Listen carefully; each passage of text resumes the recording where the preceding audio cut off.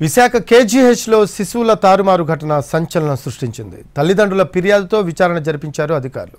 ఆసుపత్రి సిబ్బంది అత్యుత్సాహం వల్లే జరిగిందని తేల్చారు. శిశువులను ఎవరి తల్లిదండ్రులకు వారిని అప్పగించారు. ఈ ఘటనపై కేజీహెచ్ సూపరింటెండెంట్ శివానంద కీలక విషయాలు వెల్లడించారు. ఇంతకీ విశాఖ కేజీహెచ్లో అసలేం జరిగింది? విశాఖ కేజీహెచ్ గైనిక్ వార్డులో పసికందుల మార్పిడి కలకలం రేపింది. డెలివరీకి వచ్చిన గర్భిణీలకు కట్టిన ట్యాగ్లు మారిపోవడంతో తీవ్ర గందరగోళం ఏర్పడింది. ఆసుపత్రిలో నర్సింగ్ సిబ్బంది నిర్లక్ష్యంగా వ్యవహరించిన ఘటన సంచలనం సృష్టించింది.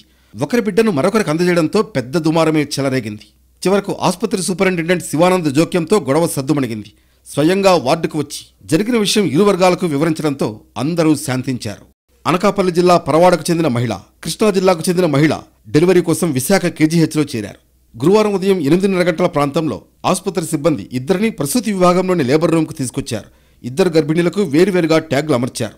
అయితే కృష్ణా జిల్లాకు చెందిన మహిళ పరిస్థితి ఆందోళనకరంగా ఉండడంతో తొలుత ఆమెకు, అనంతరం పరవాడ మహిళకు డెలివరీ చేశారు డాక్టర్లు.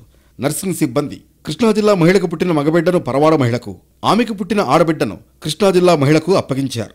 ఈలోపు విధుల్లో ఉన్న సిబ్బంది డ్యూటీ సమయం ముగియడంతో ఆసుపత్రి నుంచి వెళ్లిపోయారు.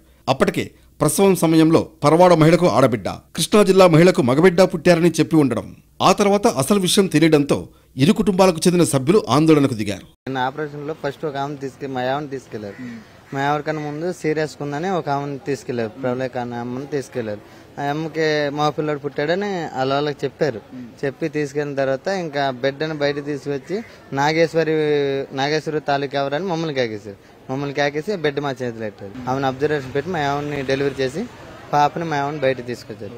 బయట తీసుకొచ్చిన మా ఆవిడ మన పుట్టిన పాపని పాపని దాని మీద అసలు డాక్టర్ అమ్మ గారు అమ్మని వచ్చేసారు. పాపయ్య అది బాబు కదా అనేసరికి ఇంకా బాబుని దగ్గర తీసుకెళ్లి ఆ బాబుని అప్పచెప్పి మా పాపని నేను తీసుకున్నాను. ఇక ఈ విషయం కేజీహెచ్ సూపరింటెండెంట్ వరకు వెళ్లడంతో ఆయన ప్రసూతి విభాగానికి వచ్చారు. సీసీ కెమెరాల ఆధారంగా జరిగిన విషయం తెలుసుకున్నారు.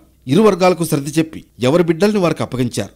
అత్యవసర సమయంలో ట్యాగ్లు మారడం వల్లే ఈ గందరగోళం జరిగిందని చెప్పడంతో ఇరు వర్గాలు సంతృప్తి చెందాయి.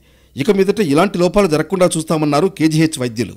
మొత్తానికి కేజీహెచ్ నర్సింగ్ సిబ్బంది నిర్లక్ష్యంతో రెండు కుటుంబాలు గందరగోళానికి గురయ్యాయి.